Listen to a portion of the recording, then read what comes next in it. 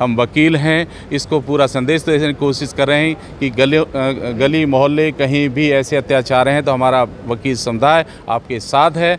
जहां भी वकील भाइयों को ज़रूरत होगी तो हमारी फ्री ऑफ कॉस्ट हमारी संस्था ऐसे पहले भी काम करती आई है कि बिल्कुल गरीब वैसे निर्दोष लोगों के लिए फ्री ऑफ कॉस्ट अपने उनके ब्याह पे हम कार्रवाई करते हैं, लीगल उनके जो हेल्प होती है वो भी करते हैं। ये बहुजन समाज के वो वकील हैं जो कद्दावर वकील हैं, जिनके नाम से लोग अच्छे घबराते हैं, और ये यूनिटी है। मैं आपका नाम हम सज्जाद हुसैन अंसारी एडवोकेट। सज्जाद हुसैन अंसारी हैं जो बहुत फेमस वकील हैं, और ये एक फेमस नहीं तमाम फेमस वकील हैं और अंदर सैकड़ों की तादाद के अंदर वकील हैं। शहजाद भाई, बाबा साहब के मिशन को कहाँ पर देखता है आज मुस्लिम समाज, वह बताएं। हमारा मुस्लिम समाज बाबा साहब को इस निगाह में देखता है कि सबसे बड़ी जो बात की गई है हमारे कॉन्स्टिट्यूशन में उन्होंने दिया कि यूनिवर्सल ब्रदरहुड की बात की है, स्पिरिट ऑफ कॉमन ब्रदरहुड की बात की गई है। और कॉमन ब्रदरहुड कब तक कामयाब नहीं हो सकता है जब तक कि हम लोग कॉन्स्टिट्यूशन के एक मंच पे ना आ जाए। किसी भी धर्म का मानने वाला है वो अपनी धर्म को माने, लेकिन उसका कर्तव्य जो होना है, उसका ड्यूटी जो होना चाहिए वो कॉन्स्टिट्यूशन के मुताबिक होना चाहिए। अगर वो बाबा साहब भीमराव अम्बेडकर द्वारा इस बनाए हुए इतने महान ग्रंथ को अगर वो पालन करते हैं तो मैं समझता हूँ कि किसी भी तरह का कोई प्रॉब्लम इस दुनिया में नहीं है, और हिंदुस्तान में नहीं आएगी और दुनिया भर में भी नहीं आएगी।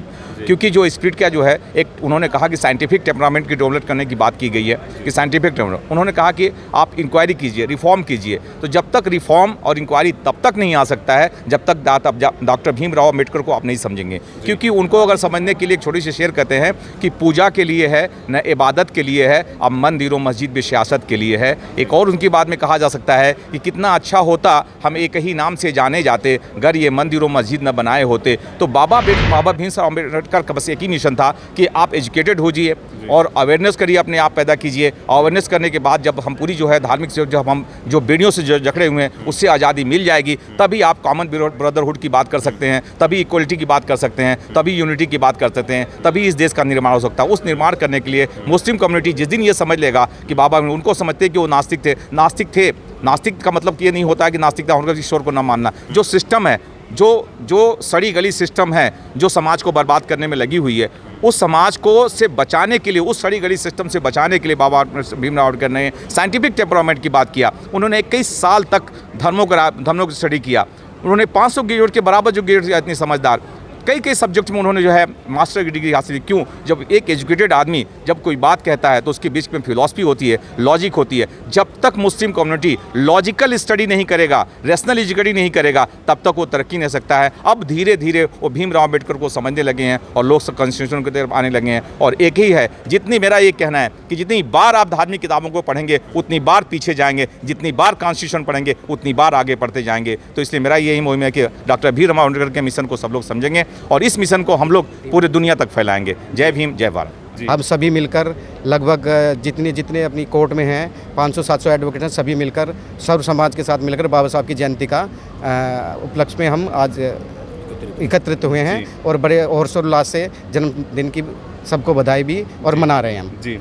रोशन लाल ही नहीं, जितने भी ये एडवोकेट हैं, वकील हैं, बाबा साहब के नाम पे हज़ारों की तादाद में एक जगह इकट्ठे हो जाते हैं। कोई भी मिशन मूवमेंट की बात होती है उसको करने से पीछे नहीं हटते। गौतम साहब हमारे साथ हैं। सर, हम आपसे जानेंगे, क्या बाबा साहब का कारवा आपको थमा नज़र आता है, बढ़ता नज़र आता है, क्या कहना चाहेंगे?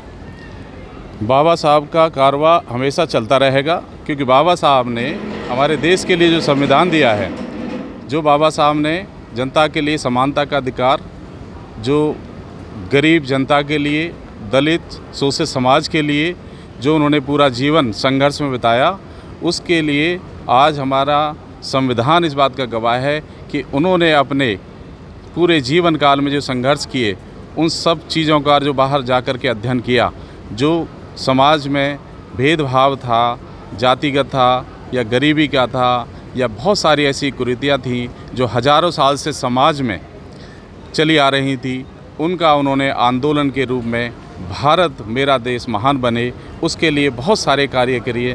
तो उसी उपलक्ष्य में आज हम 131वीं जो बाबा साहब की जन्म उत्सव मना रहे हैं, और उसमें हमारी कोशिश है कि हमारे भाई सारे मिल कर के इस प्रोग्राम को, हमारी सेलिब्रेशन कमेटी है जो रोहिणी कोर्ट ने इसकी एक आपस में संगठन बनाया था कि बाबा साहब का हर साल 14 अप्रैल की उसमें हम जयंती मनाएंगे और वकीलों के माध्यम से हम पूरे देश में संदेश देते हैं कि बाबा साहब ने जो अपना जीवन संघर्ष में बिताया उसको आम जनता तक मैसेज आए कि आम जनता जो अनपढ़ हैं उनको अपने अधिकारों के बारे में नहीं पता।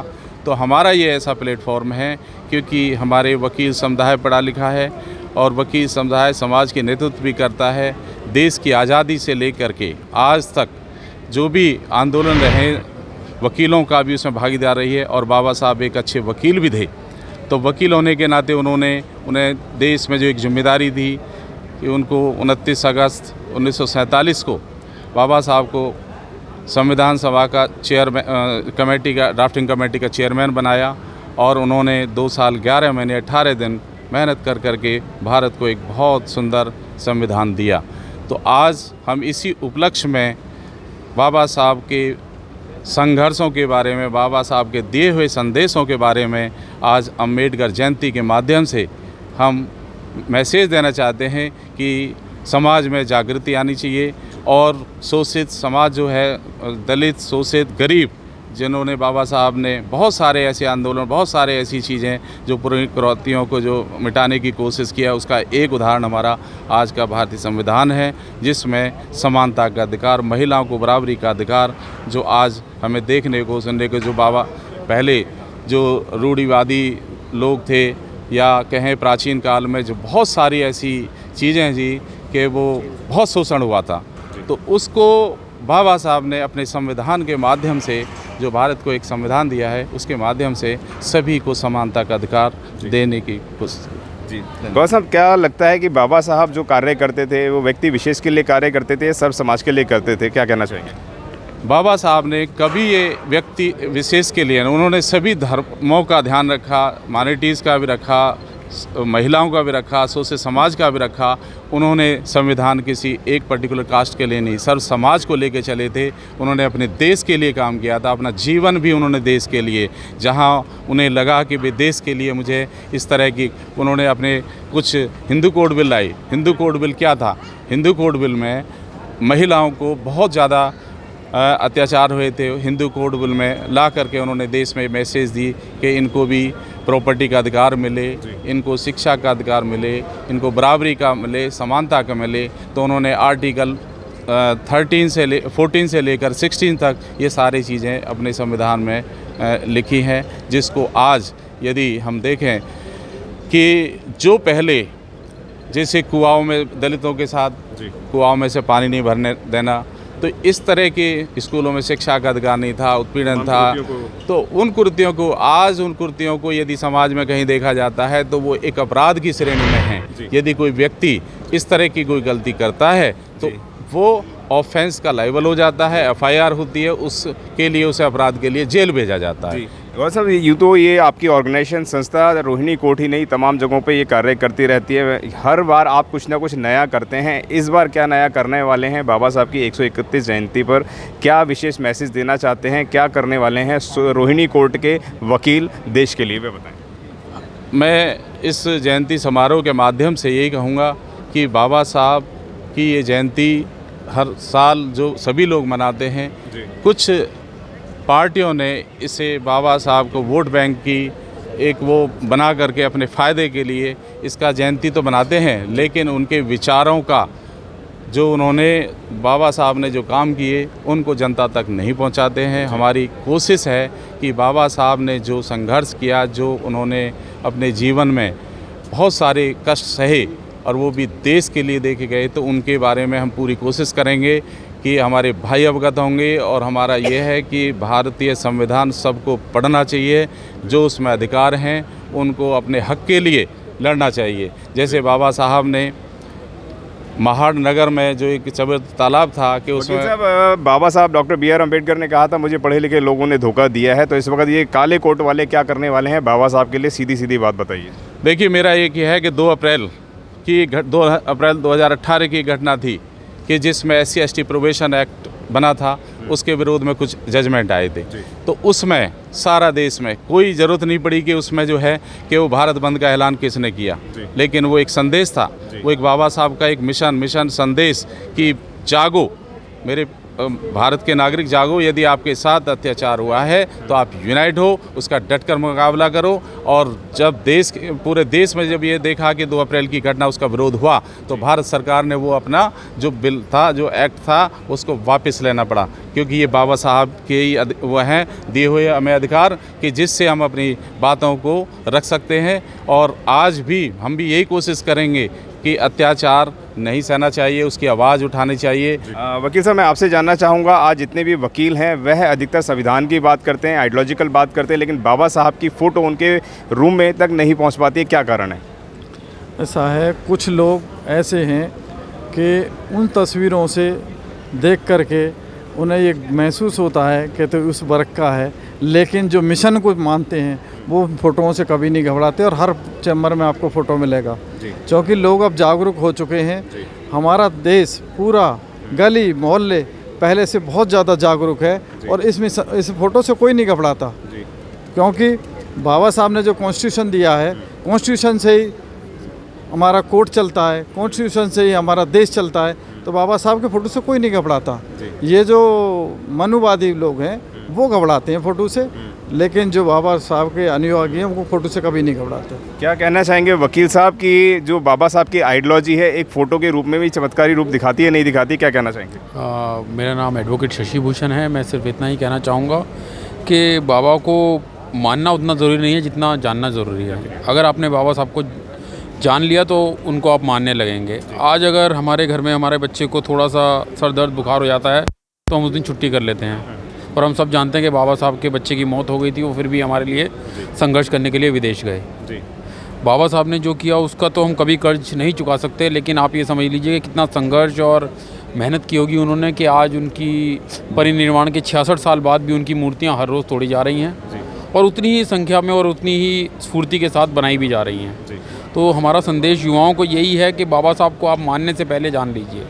अगर आप जान लेंगे तो आपको मानने में कोई कठिनाई नहीं होगी, और आप पूजा पाठ आडंबरों से दूर हो जाएंगे और आप हकीकत को जानेंगे। जी वकील साहब, मैं आपसे जानना चाहूँगा, अगर बाबा साहब को लोग जान लेते हैं तो क्या परिवर्तन आ सकता है देश के अंदर, वह बताएं। बिल्कुल बिल्कुल क्रांति आ जाएगी। अगर बाबा साहब को लोग समझ जाएंगे तो पूरे देश में तो क्रांति आएगी, पूरी दुनिया में समाज बदल जाएगा। हम एक दूसरे को समझने चलेंगे, हम इक्वलिटी हमारे पास आ जाएगी। हम विद्वता के नाम पर, किसी की क्वालिटी के नाम पर किसी का सिलेक्शन होगा, जात पात के नाम पर सिलेक्शन नहीं होगा, क्योंकि किसी तरह से बायसनेस नहीं होगी। आज बायसनेस है, चाहे आप कोर्ट में चले जाएं, चाहे आप किसी भी ऑफिस में चले जाएं, वहाँ बायसनेस है, जात पात देख के काम किया जाता है। लेकिन नहीं, अब जात पात को ख़त्म करने का एकमात्र है और डॉक्टर भीमराव अम्बेडकर को समझना, उनकी मिशन को समझना। जब तक उनकी मिशन, उनको बात नहीं समझ में आई, तब हमारे यहाँ जो हिंदुस्तान में वो इक्वलिटी की बात की गई है। हमारा आर्टिकल 14 ये कहता है कि इक्वलिटी होना चाहिए, इक्वलिटी सभी को है, और दूसरा है इक्वल प्रोटेक्शन ऑफ ऑल, सभी का इक्वलिटी सबके सामने हो और सबके पास इक्वल प्रोटेक्शन सबको मिले। ये तब तक नहीं आएगा। अब डॉक्टर भीम कभी उसने बच्चों को सपोर्ट नहीं किया,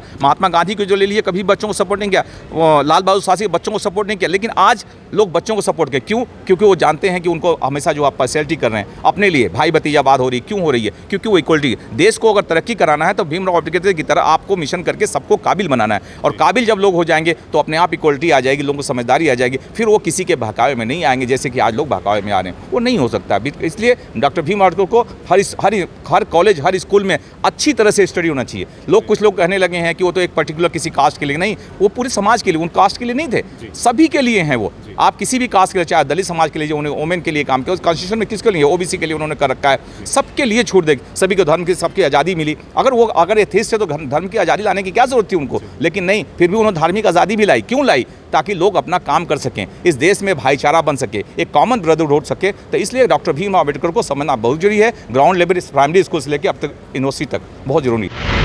अगर आपने अभी तक हमारा चैनल सब्सक्राइब नहीं किया है तो सब्सक्राइब करें और घंटी का बटन बिल्कुल भी दबाना ना भूलें, ताकि सभी लेटेस्ट खबरें पहुंच सकें आप पे सबसे पहले।